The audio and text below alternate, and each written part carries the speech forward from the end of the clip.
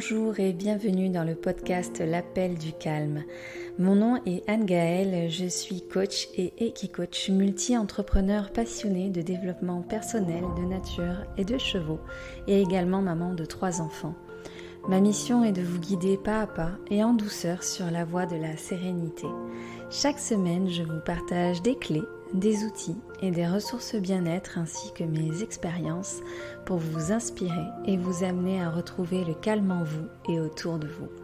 Ensemble, faisons de chaque épisode un espace de respiration, un moment pour vous. Alors, à tout de suite pour un nouvel épisode. Cette semaine, je vous propose un tout nouveau format. Je vous propose de partir en balade avec moi. Alors j'espère que ce format vous plaira. N'hésitez pas à me le faire savoir en m'envoyant un petit message ou en écrivant un commentaire. Alors cette balade, c'est une balade sensorielle pour réveiller les sens, pour apaiser votre esprit et solliciter votre imaginaire. Le but de cet épisode est de vous inviter au lâcher-prise et à vous entraîner à vous créer vous-même des moments de connexion avec les lieux que vous allez visiter en adoptant la pleine conscience. Pour ce faire, je vais vous inviter à écouter le podcast à un moment propice, c'est-à-dire lorsque vous pouvez stopper ce que vous êtes en train de faire pendant à peu près 10 minutes. Si ce n'est pas le cas immédiatement, ce n'est pas grave, vous reprendrez l'écoute au moment le plus opportun pour vous. Alors tout d'abord, je vais vous inviter à vous asseoir confortablement ou à vous allonger si vous en avez envie. L'idéal est que votre environnement soit calme et que vous puissiez fermer vos yeux. Lors de cette balade, vous serez guidé dans un lieu que je vais décrire, mais que vous ne connaissez peut-être pas. Ce n'est pas grave, laissez votre imagination vous porter. Je vais vous inviter à vous laisser porter également par les mots et par ma voix et par les sons que je vais ajouter à la bande audio afin de vous aider à vous connecter à vos sens au fur et à mesure. Je vais employer la première personne du singulier, c'est-à-dire le je, pour vous emmener vraiment avec moi, vous prendre par la main, mais cette balade peut devenir la vôtre. Le je peut donc devenir votre. Il se peut que votre esprit vagabonde s'égare, prenne une autre direction, comme quand on fait un exercice de méditation. Voilà, votre esprit peut s'en aller dans un souvenir, un autre paysage, ou vous ramener dans vos impératifs quotidiens, ce n'est pas grave. Laissez faire, et dans le cas où vos pensées seraient tournées vers des pensées liées à ce qui s'est passé juste avant d'écouter le podcast, ou à ce que vous avez à faire juste après, ramenez doucement votre conscience à ma voix. Alors, si vous êtes bien installé, eh bien, allons-y. Aujourd'hui, je vous emmène à l'Isle-sur-la-Sorgue dans le département du Vaucluse un matin d'été. Matinée d'août en Provence qui est exceptionnellement fraîche pour une journée d'été. J'ai enfilé un fin gilet en coton par-dessus mon débardeur. Une brise agite les branches du saule pleureur juste en face de ma chambre. Les branches ondulent comme de longs bras qui dansent. Je sors pieds nus, livre de Flaubert à la main. Je l'ai déniché hier dans une petite librairie du centre-ville où ça sentait le vieux papier et le parquet en bois qui grinçait sous nos pieds.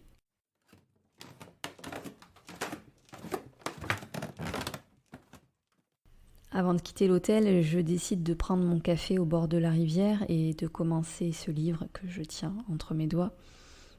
J'avance vers la rivière en traversant l'étendue de gazon sur laquelle donne la chambre.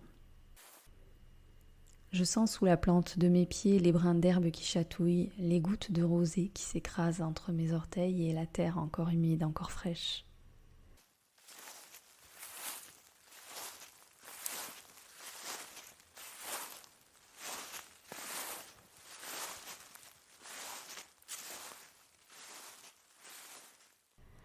Je m'assois en tailleur sur un gros fauteuil en résine et commande un café.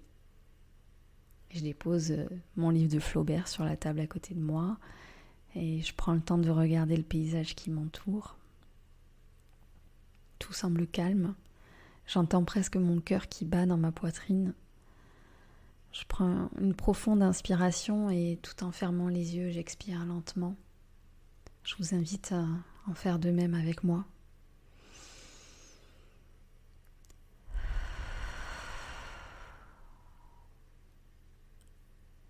J'entends alors un peu mieux le vent qui bruisse dans les feuilles du saule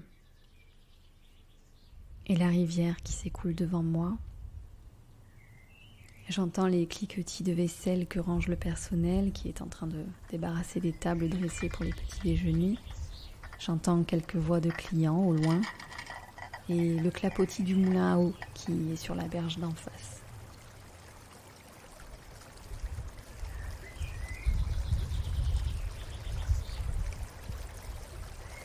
Et puis un insecte qui vole, 2, même 3 insectes, des moineaux qui claironnent le matin.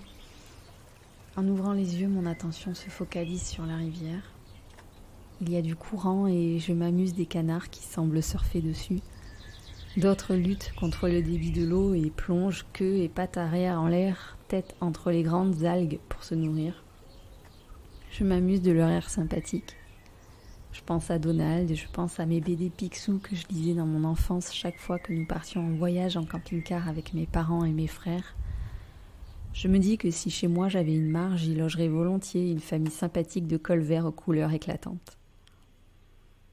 En parlant de couleurs, je m'émerveille du camailleux de vert donné par les algues qui semblent être comme de longues chevelures qui ondulent sous l'effet du courant. Du vert le plus sombre au vert clair, quasiment fluo, éclairé maintenant par les rayons du soleil qui ont transpercé les nuages et transpercent l'eau en éclairant le fond. La roue du moulin tourne inlassablement sur le même rythme. Le serveur apporte mon café.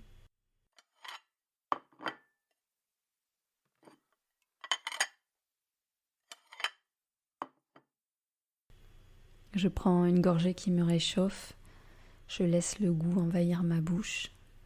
Je me réveille peu à peu au milieu de ce balai matinal.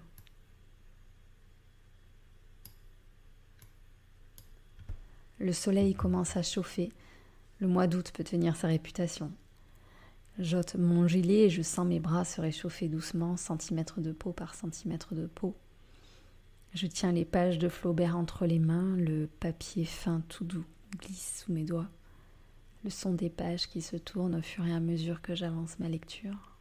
À chaque page tournée, je bois une gorgée de plus de mon café.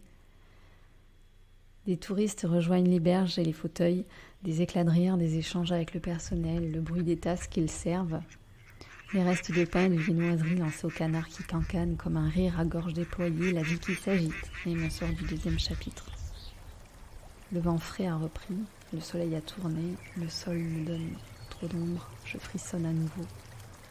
Un dernier regard aux canards colorés, à la rivière émeraude au sol pleureur qui berce dans ses branches les lecteurs de passage. Je déplie mes jambes, pose mes pieds à terre, l'herbe a séché, la terre est devenue chaude. Je remets mon gilet, ferme les pages de mon livre et rejoins la chambre. Il est l'heure de rendre les clés. Un dernier regard pour dire au revoir à l'île sur la Sorgue. J'inspire, expire une dernière fois et je vous invite à en faire de même.